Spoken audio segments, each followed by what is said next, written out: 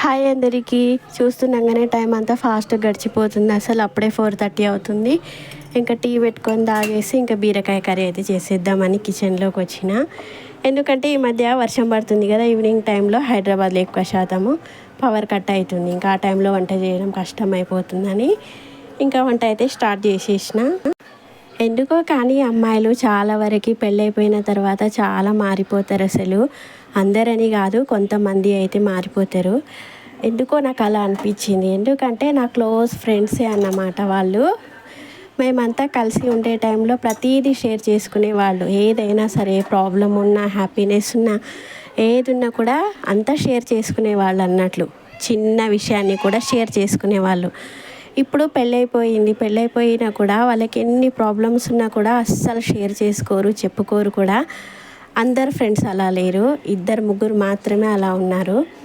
ఇంకా ఫ్రెండ్స్తో షేర్ చేసుకుంటేనే కదా ఏదైనా కూడా మనసులో బాధ ఉంటే తగ్గుతుంది. అలా అని ఎక్కువ పేరెంట్స్కి కూడా చెప్పుకోలేము.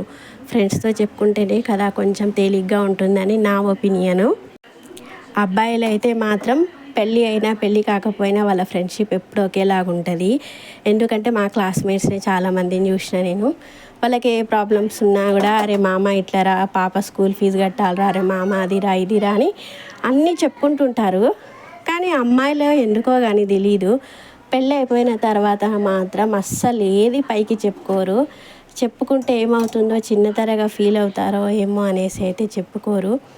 ఎందుకో ఏమో మరి. మామూలుగా అయితే నా ఒపీనియన్ ఏంటంటే, మనం ప్రతిదీ తల్లిదండ్రులతో కూడా షేర్ చేసుకోలేము, పేరెంట్స్తో కూడా చెప్పుకోలేము. కాబట్టి ఫ్రెండ్స్తో చెప్పుకుంటేనే కదా ఏదైనా తేలికగా ఉంటుంది.